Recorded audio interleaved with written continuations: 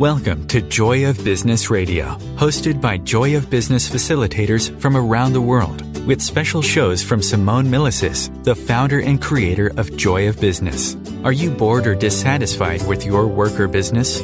Joy of Business is an invitation to a completely new way of creating. Did you know your business and job can actually be fun and joyful? If what you are currently doing isn't working for you, listen into this show full of pragmatic tools from Access Consciousness, which change everything in business, from money to finance, staff, creativity, productivity, communication, and beyond. Joy of Business Radio, weekly on OMTimes Radio.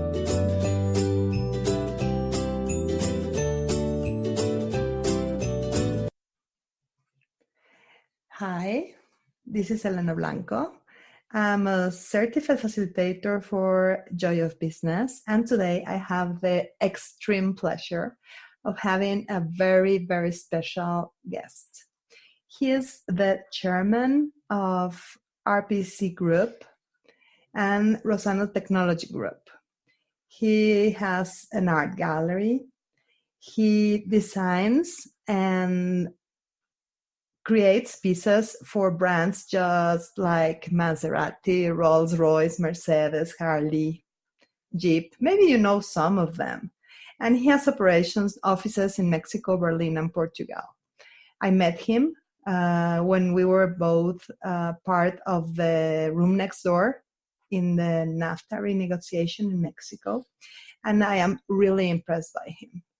And that's why I invited him today. Oh, something else that I think it's very important. Last year, his group won the National Exporters Prize. And he was chosen Future Leader of Mexico. And he also has a book that will be published next year that is called An Asshole Utopia. Hi, Luis Rossano. It's such a pleasure having you here. Thank you, Maria Elena. I'm so glad that you invited me, because if there's someone I would like to talk about these many things, definitely would be you. Thank you so much. So my first question is, of course, you were born with all these things. No, I think that I'm born with the ability of sleeping very few hours. So I think that's the kind of the key to that thing. I don't know. Please tell us how you started creating all these wonderful things that range from cars to biotechnology to art to writing. How did you start? Did you you had a dream?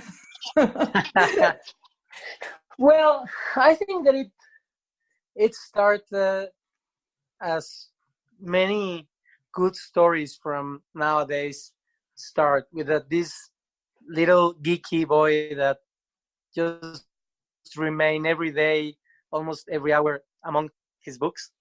And that made me, that gave me perspective. I think so, because I was fond of literature and I still want to be a writer, not all the other things. But it made me realize that the world was really big. I'm from a very particular town in Mexico, which has the really bad reputation of being very snobbish and empty, which is Puebla. And I was meeting. I'm fond of Mexico City, and I'm fond of Buenos Aires because I met those cities when I was a kid through these really cool authors like Borges and all our good authors from Mexico. So I think that how it started, it should be there. I know it's there because I still, spend many hours with my books and with the papers I need to read. And you experience that with when we were together in the room next door. I mean, there were many people that has better knowledge and better experience, but I read everything, and I could engage in really interesting topics just because of that. So I should thank my books. And I have to agree with that. I know one of my superpowers is that I read everything. And my mother used to joke that when I had nothing to read, I would read the cereal boxes. I'm sure. Just to know what's in there? I go, wow, why are there so many lines in there? There must be something interesting. Well, that's a superpower, maybe. So for me, that means you're engaged with your surroundings. You're engaged with the world. Like, you really want to know what's going on there. You're not just like looking at your navel or watching TV all day. So, and then you read all these books, and what happened? How come you started creating high-tech plastics for high-profile companies? Well, I'm an industrial engineer, I should say, and my in Mexico you need to write, a special paper, like a thesis, it's called, and I engaged in very deep mathematical issues about.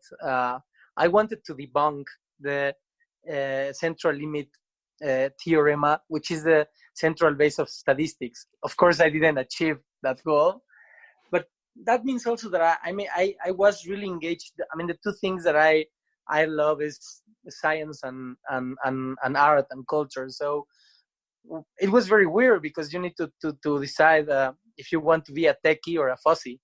But anyway, I think that you can do both. But it started directly. I mean, the first things I wanted to do, and I started working in the cultural issues, and when I was very young.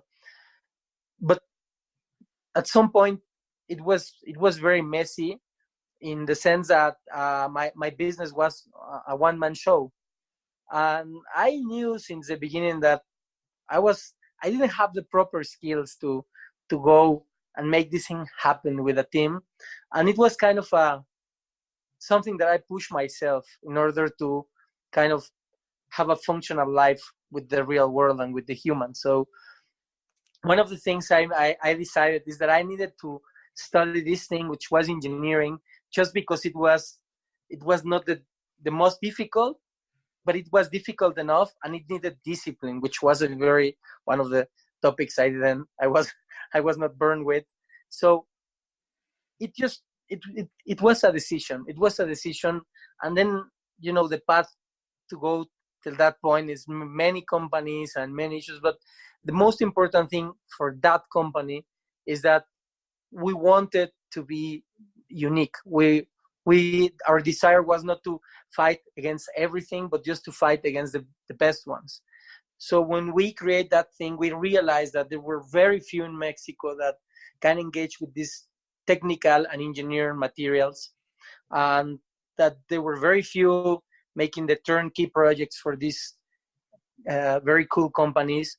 So it was way more sweat and no sleep than the words that I can express now, but it was a decision, and I'm so proud of my team, and I'm so proud of my business partners, because we believe in ourselves, and still we are trying to work out this path, but we feel very proud that we are in a good direction, I would say. So how do you manage to go from thinking about a project, like creating the very best plastics, to actually land a contract? In your experience? That's the most difficult part. When we started, it was something just hit us in the face very hard, because we all came from a very well-recognized position and companies, and we thought that we will just start doing this thing and everything will happen. The problem is that didn't happen. And now when we think about that, we can close those deals, and everybody's asking us, so how you can approach these things, how you arrive to do it. And I know that the answer is very simple, but there are some certifications for the automotive, for example. We follow the thing. It's so weird that I really want to believe that we are very special somehow, but in a general sense, what I can see is that we have the discipline to follow the rules, and we have the discipline to challenge our supposed position that we're in Mexico, we should not be doing that, only if you're, because the most difficult thing about these projects and these materials is not the fantastic minds that can go through this type of projects. The real problem is the discipline, because they are so, I mean, the risk is so high that you can break your complete company with just one failure. So they are like kind of safe for, you know, people in Switzerland or Japan or something. So, I mean, we kind of break every like crystal glass, ceiling that was up ourselves. I don't know. It's just with a lot of discipline, a lot of discipline. Look, I love what you say about it takes discipline to break glass ceilings, because we usually think that discipline means doing the same all the time. And for what you're saying, for me, it's more being relentless. Like, yes, you will not stop, and you know what you want, and you will not stop. And I love that so much. That's one of the things I think it really creates great businesses, when no matter what, when there is risk, when you know things will be weird, you do not stop. So we have to go to a nice break where we will learn a lot of things about joy business and access consciousness, and we will come back in a second. Thank you.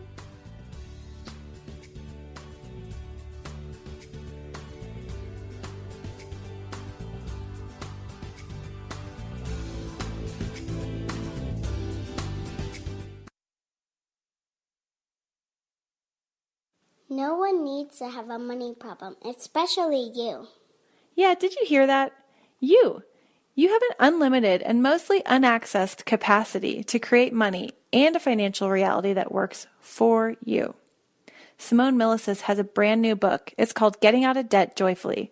And right now, when you go to gettingoutofdebtjoyfully.com, if you pre-order the book, you'll get a free online course. What if you can create money in ways no one else can? Just go to gettingoutofdebtjoyfully.com to get your copy today. Host your show on IOM-FM, the radio network of OMTimes Media, one of the more recognized brand names in the conscious community, and is backed by the extensive marketing reach of OMTimes. Hosting a show on IOM-FM immediately connects you with our extensive dedicated community. Aloha, my name is Jennifer O'Neill, and I'd like to invite you to come join me every Wednesday at 10 a.m. Hawaii Standard Time for my show, Spirit Chat. Spirit Chat focuses on simplifying the process of using the spiritual tools and gifts you were born with in a way that fits into your everyday life.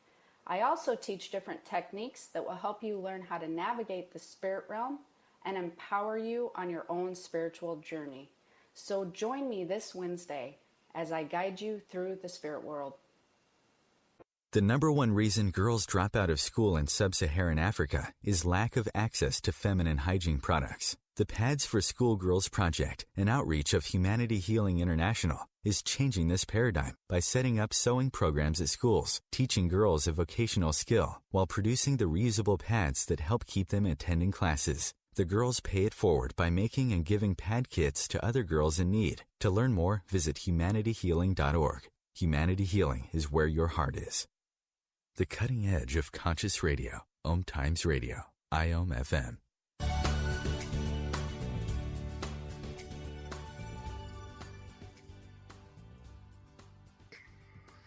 And we're back. We are here with Luis Rossano, who is telling us about being relentless in business and achieving to work with the greatest companies in the world in his role.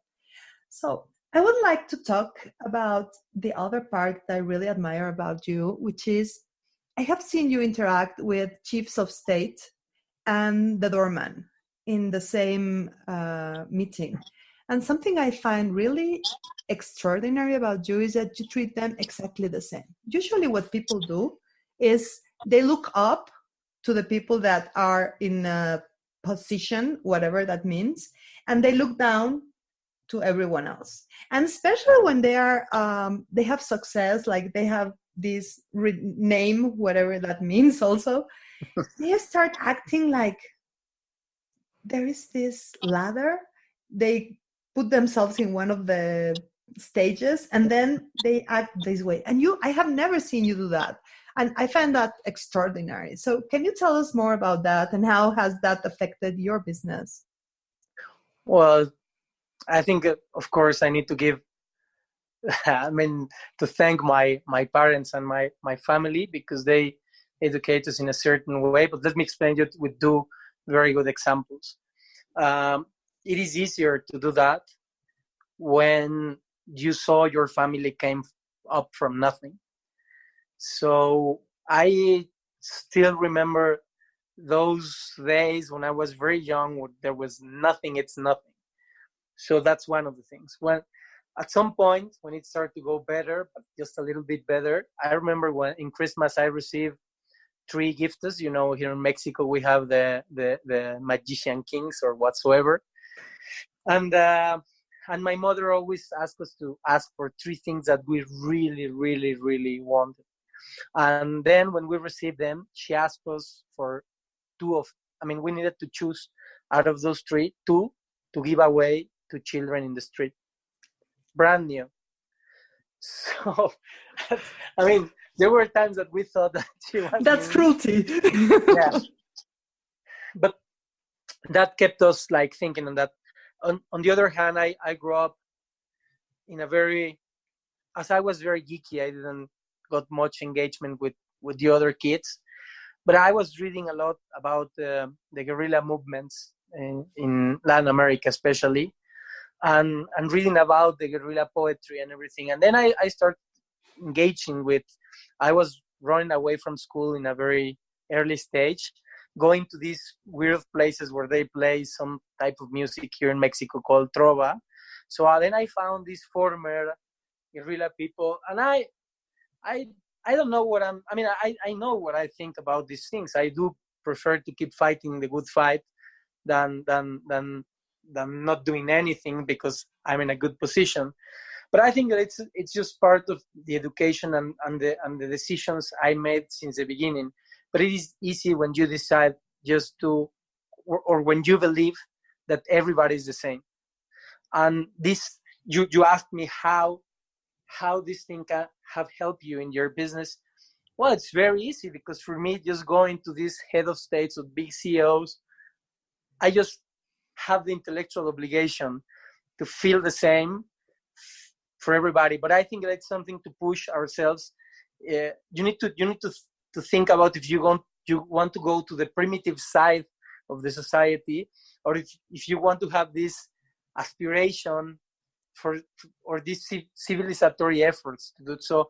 But in a way, in a deeper way, it's because it's easier and it's better. And then you receive, not every time, but sometimes you become very transparent, and then people tend to do it. So I don't know if you receive exactly the same amount of transparency, but it is a very good way to live into, to go to sleep and don't have regrets. So what we call that is being you here in Access Consciousness. Like when you're truly being you engage with the world in a totally different way. And people do react before that, because the energy you have is so different. You're not hiding anything. You're not trying to prove that you are someone you are not. And that makes it so much easier. It's so much easier. It is. But for example, I remember when, some years ago, when they started to invite me to these top issues of business people, and everybody, not everybody, but they try to keep their position, like in this, food chain. And for them, they were really weird for me, like explaining that I was not coming exactly from that place. And they were like, oh, that's like a capital sin. You should not say that because you look like a millionaire now. I says, well, sadly, I'm not. And I was not when I was born. But so these aspirational issues that the humans has, there's no problem of being you. And I needed to understand that because I was so weird. I did make an effort to try to engage with people. And that was the biggest effort I ever made. But it is, I don't know, if at least you have seen, when we were together there, it was very easy to see the people that didn't like me, so they went away. So at the end, it is a very easier way to keep people that it's more near to you. I don't know. It's easier. So I would love to talk a little bit more about you being so weird. You have mentioned that twice or 3 times. So how are you weird? Well, first of all, when I was talking to my mother when I was a kid, when I was talking about other people, I referred to them as humans. So my mother went pissed off because she was like, so what are you? I mean, if those are humans. And I was very shy.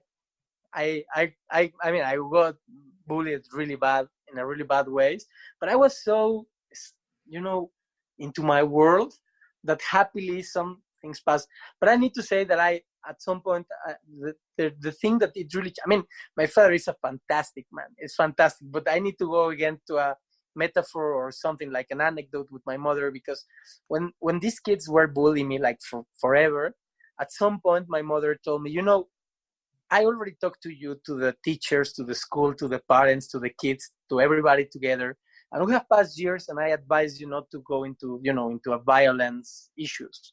But now I'm sick of this thing. If you come back from the school crying again because the kids kick your ass, I will kick your ass as well. So at the other very day, I just went and fight back my bully. I won. So when I was coming back to home, I hear, almost in my mind, like, we are the champions. Of course, the worst thing of all were the next 3 months, because that's when it became really violent. But, I decided that I will never, it was very important to me not to go back. And then I stood up every time. And when I was coming back home, my mother was asking me, something happened to you? Of course, I was saying no. And then I went to cry to my room and herself to her room. But with this thing, I want to say that I was the weirdest, but at some point, it was a decision to stand up against these things. And this is one of the reasons why, for me now, I don't care. But when I see those things in the street or something, it really, put me in a really bad mood. And then sometimes I engage in things that were not my problem. But it's not about doing the good thing or the ethical thing or the moral thing. It's just something more of the instinct it brought to me. But being weird is not a bad issue in this era. I think that for the weird people, this era gives us the opportunity to challenge the world, to create new things. And I'm happy to be, or that I used to be weird. We talk in Access Consciousness, we talk about people that are just like us as X-Men, like people who are really not usual. And I love what you say about talking of like, oh, these humans, I don't know, I don't understand them. They are so weird. Because really that happens. Like, it's kind of a different programming. I used to joke that it's like having a Microsoft laptop and a Mac laptop. Like, it's a different software. Even if they can do the same things, it's a different software. Yes. I do believe. And I love what you say about not giving up and really knowing your place in the world, even if you don't fit, because the fitting part is so overrated that when you keep all your time trying to fit in an environment, you just make yourself less. Because in order to fit with them, like, you have to go to whatever they decided you are, which is not who you are. Well, one interesting thing is that these issues that happened to me when I was a kid, that they were like segregating me. But when I became, at some point as an nerdy, I became very good. I learned how to fight back. I was like a super good in fist fighting. So then I started defending the other nerdy kids. So the issue is that very simple. Just, can you tell us about the fight coming back from the break? Yeah. Thank you so much.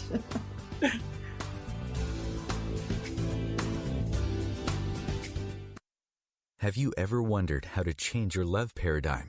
The secret key is finding a love partnership, not just a regular connection. How do you find these? Through conscious relationships. Ascending Hearts Dating is a dating site for people like you that believes in second chances and a different type of spiritual connection.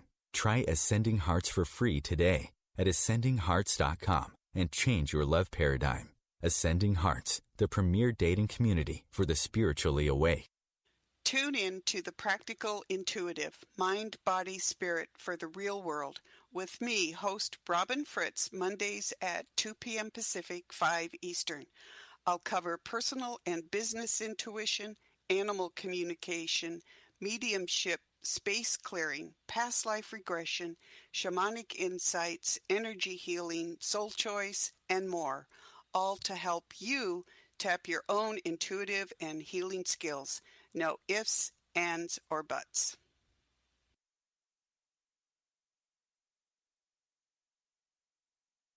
Host your show on IOM-FM, the radio network of OMTimes Media, one of the more recognized brand names in the conscious community, and is backed by the extensive marketing reach of OMTimes. Hosting a show on IOM-FM immediately connects you with our extensive dedicated community. Putting the fun back in business. Wake up, go to work, come home, watch TV, go to bed, repeat. Business, work, your job, hate it, bored, want to leave it? Or business, work, your job, fun, play, joy, fun. Which would you like to choose? You may not know this, but business, your job, work can actually be fun. Shake up your business routine.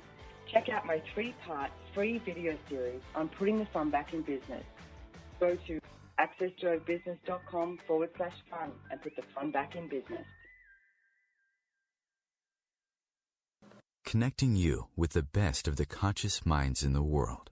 OMTimes Radio. IOM-FM.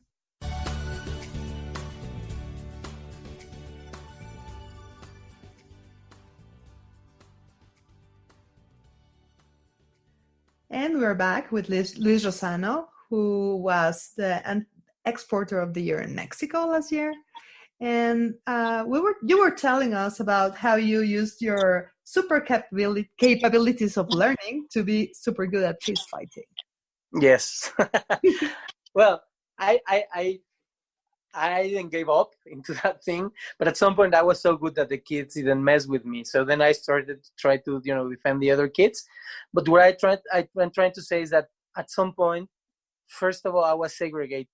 I mean, they segregate me because I was weird. I was always with a book. But at some point, when I became like really good at that, then I became like popular in the traditional sense.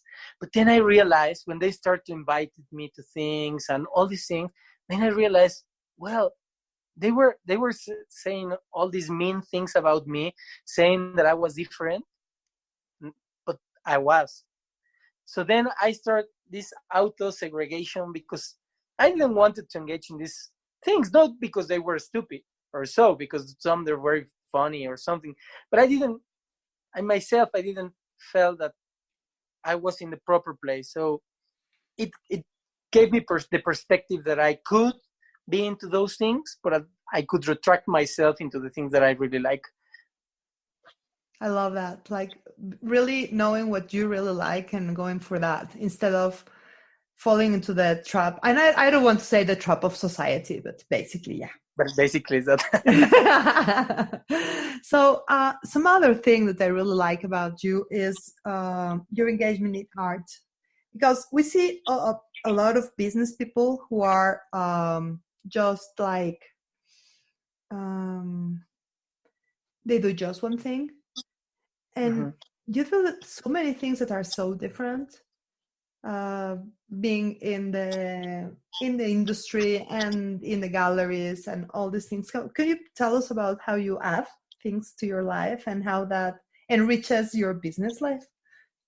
Well, that is actually, I mean, it's very weird because I started quite there. And some years ago when we were pushing this fantastic company forward and we're very small, but we were making some, partnerships with factories in Slovakia, in Turkey, and everything. And at that moment, I was still, part of my life was working with the cultural scene, and it was searching for money for projects in the cultural scene. But at that moment, it was so difficult to do the two things that I started to date my nowadays wife. And then she told me that I should not stop doing. I was making some sculptures for a Japanese gallery, and then she says, you cannot do both. But how about making this gallery? Your studio. We can make a gallery. So it has been fantastic because, first of all, is what I really love. But on the other hand, it empowered my other businesses in a really cool way because the access is fantastic. The access that it gives us this fantastic access to really high range people, but that they care. If they care about that, then we have something to talk about, and they have opened for me doors that are helping. So I really need to say that we do this. We will do this for free. But as you were asking, how these things can help your business, because there are also people that like these things. I just recall one day, it was one Sunday that I called you and I asked you simply, your favorite movies. And of course, all the movies were really weird. And I really know that I don't know, that connects us. We were already friends, but I know that this thing connects us as well. Something I really like with what you just said is this gives you access to a different range of people that can enhance your business. And it's very interesting because they teach us at school that we should decide what we want to do, and we should try to focus on that. No, like really use that focus and just do one thing. And it actually seems to be just the contrary. The more things you have, the more interests you have, you can reach a wider range of people that can actually feed one another's in the different spheres you interact with. I think that it is also perfectly cool to choose something that you want to do. And as an engineer and something that needs to run factory, about specialization. But for me, it was not this decision. It is not about business. It's about what I want to do with my life. And this is something very unique thing, because if you believe in something after that, then you have possibilities. But I don't have any religion nor a belief that something will happen after this. So as long as I just have these moments with my family and my daughters and my wife and my people, and so I don't think that I want to keep engaged in just one conversation. So it is not about, because business wise might be a wise decision or a good decision, but I would dare to say as well that it is a good option for everybody. It doesn't matter what you believe. There's just one life. I read almost everything. I engaged for the last 30 years with the top intellectuals. I'm speaking about culture and arts and literature. And I haven't said once that only for those people is these things. It's for everybody if you enjoy it. So it is just, it's simpler for me, because it's just that I want to enjoy as much as I can all the things that life is given to us. So are you saying that it is important to have fun? Yeah. Yes, of course. We were in Washington suffering these horrible things about the negotiation, and still you and me and others will cheer up ourselves and having dinner together. And I remember I had this lousy cafe right next to the hotel, and I think I missed the thing, because we were just everybody together. And anyway, it's good to still have friends, but yes, fun, it's important. I would like to explore a little bit more about what you just said. Like, it's what you want to do with your life. I meet so many people that really, like, when you ask them, what do you want from life? They really have no idea. They are like really lost about it. Like, they have been told what they should want. Like, you have to want a wife, you have to want a job that is safe as you can. You have to, but how, and I don't know if how is the right question, but maybe we'll try it. So how did you learn what you wanted in life? What do you use? Messing many things. I mean, it's a true answer, because, for example, now that we have been so applauded and so, I mean, that we have won bunch of prizes for the company, not everybody knows that I come from bankruptcy, literally from the other company.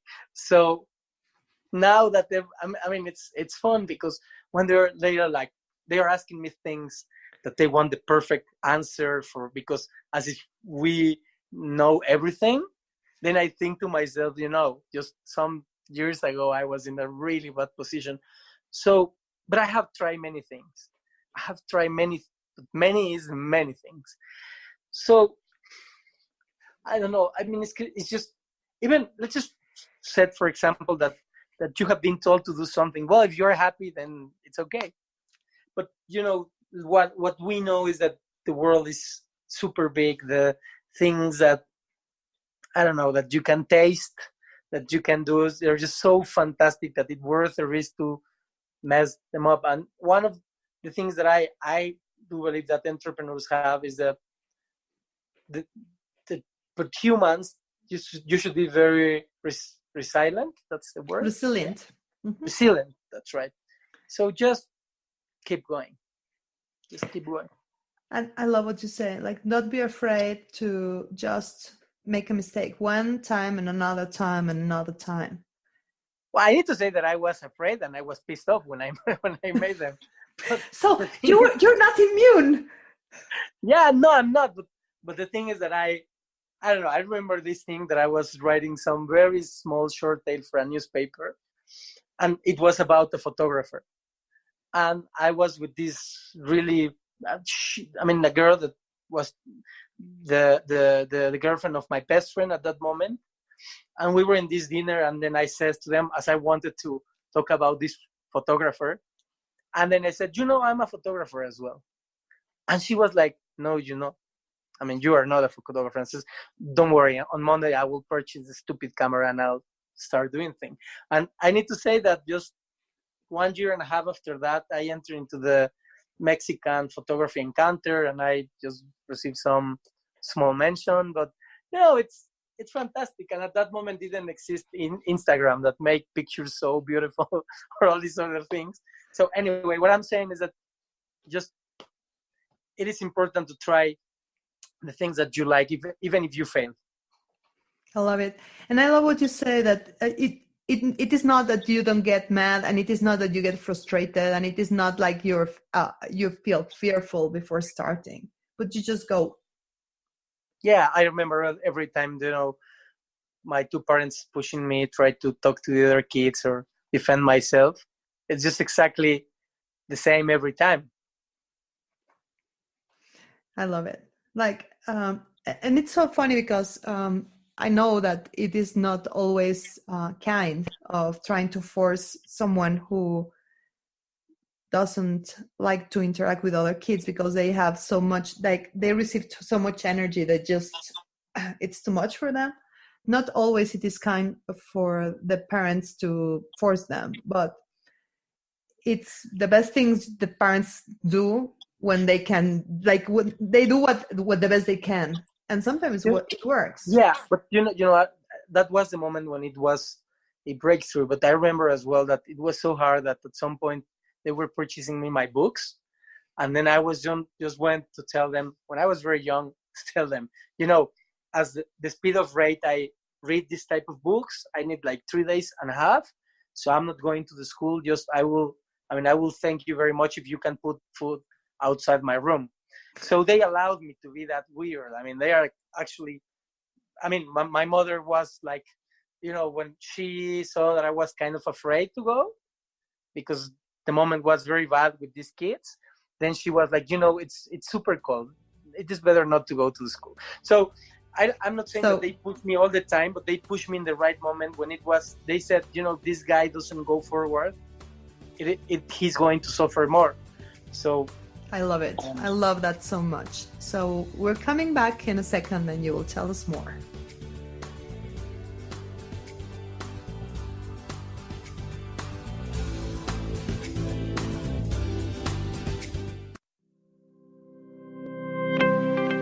What do you hate about business? And do you want to change it? If you don't want to change anything about your job or business, stop listening. You're all good. If you'd like to have money just for the fun of it and stop the negative self-talk, check out Joy of Business. This is about knowing what you know about business and creating more than you can imagine. Access Joy of Business 101 classes offered around the world. Go to accessjoybusiness.com/101.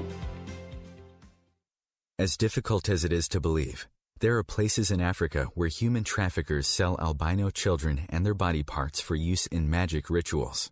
Humanity Healing International is actively working in Uganda to change this paradigm. The Albino Rescue Project finds albino children who are at risk and places them in safe schools and environments where they can learn and grow free from fear. To learn more or to sponsor a child, visit humanityhealing.org. Humanity Healing is where your heart is.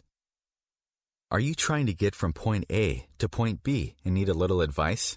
Connect with the counselors at OMTimes Advisors. Whether you're looking for a life coach or a spiritual intuitive, the advisors participating at advisors.omtimes.com were carefully chosen based on their gifts, skills, and professionalism. OMTimes Advisors, connecting you with the best advisors in the business. Hello, I'm Lisa Berry. Join me every Monday at 1 p.m. Eastern Time for Light on Living. A chance to see new, hear different, and feel more as I shine the spotlight on all the ways to lighten the load of life's challenges. Light on Living is your link to that new way you're looking for, that new understanding that will enhance your life, and that positive connection that will support your growth. So join me and you'll gain insight and start to see things in a new way that motivates you. Your conscious connection to a more mindful world. OMTimes Radio. IOM FM.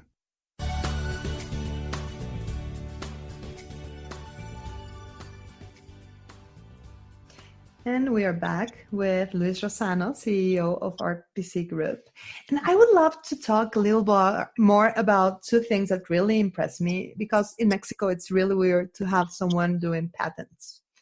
So could you tell us about your innovation side, your research side? How did that come into place? Well, first of all, because we believe in ourselves. That's kind of weird, but we hire people that feel these things about themselves. So we think as a team like that. But the patents were because when I started in the industrial business, I entered in a business that used to have one patent, and we needed to defend that thing against like really huge companies because they wanted to steal the thing. So I understood that we needed to protect ourselves as much as we could of the innovations that we were making, because I realized that there were many companies in Mexico doing those things, but they didn't know that they could patent them. The pressure that you receive from those, in the automotive sector, is so fantastic that you create these things, but nobody patent them. So on the other hand, I have another company, and that one is with my father and an uncle, and we are inventing things. Like not the patents, but this idea of invention and like kind of mechanical things. We just received the patent of something to help you not falling asleep while driving. There are many things, but I think this one is better. So just like 2 weeks ago. But the real next thing the next step we are taking is that we are opening this very interesting center to try to understand complete value chains through data science, artificial intelligence, and machine learning. The way we're going to do it is that we already decide the the specific points we're going to swallow this information, and how we will engage with in all the levels. But the innovative thing about this is that everybody that can start to take in these data lakes, they are saving these things for themselves. But in this case, we are going to the really low spots, the really very, very small businesses, and we will ask to them for their data, but we will give to them back their own data and way more, even money, if that's possible, because we already realize that the data as itself, we can sell part of it and just give to them money back. And the way we created, legally speaking, will not allow us to say, well, now I want to keep it for me. And we have a fantastic team of for the investors, the people inside, and I'm sure that we are taking the big wave now. I'm sure that we decided for the how do you say that, we are already taking the proper step to go to the next level, and like the proper scientist, the creative edge of things.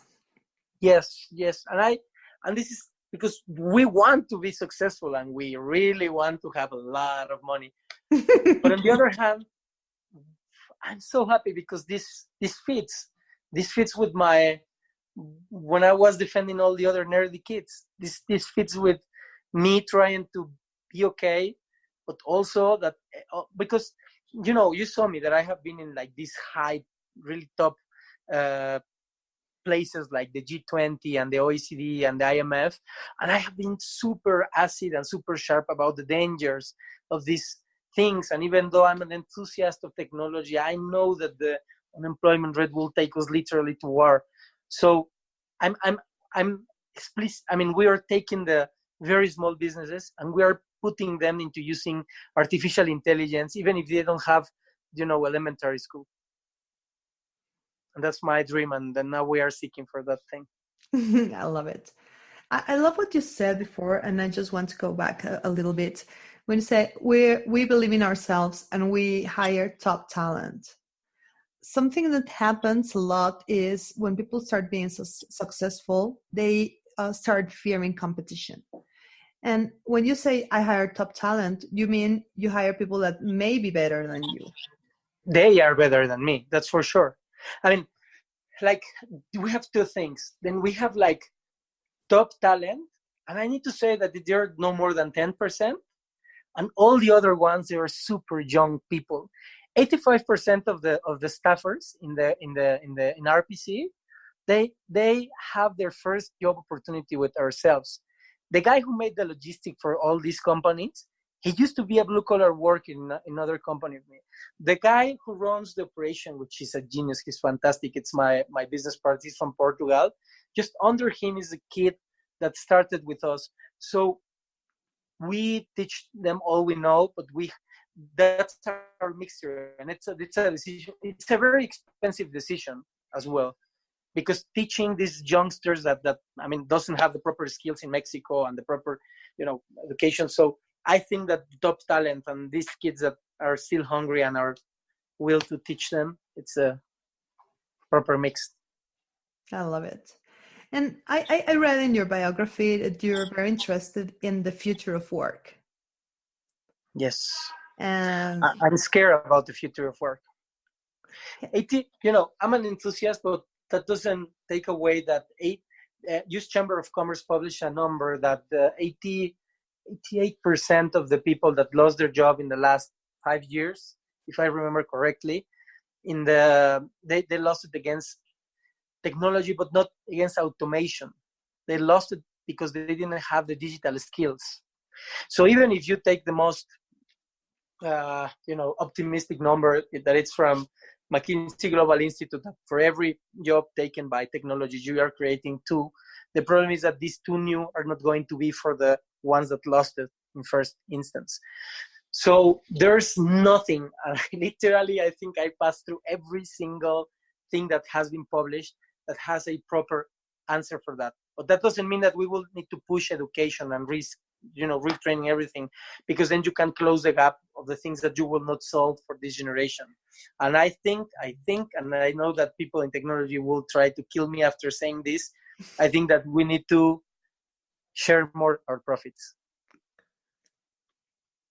That's it. There's nothing else we can do for this block of generations that will not have the proper time to retrain themselves. So I know it's a very weird capitalistic answer that looks socialistic, but I don't know. I mean, we should have another program completely for that. But I have addressed that in the Senate of Mexico, in the negotiation, in the OECD, and every time I can talk to someone, I'm trying to do something with it. But this is the thing. That's why I love this new thing that we are making with the artificial intelligence and everything, because we are trying to bring everyone. And I think that I know how, and my all the team thinks that we can do it. So at least we are going to try. We have a concept in Access Consciousness that is called benevolent capitalism, which means you can make money while making money in this place where we are important, not just me. Mm-hmm. And I love that about you, because it's not like, oh, I am Luis Rossano and I'm the top notch and everyone else can die.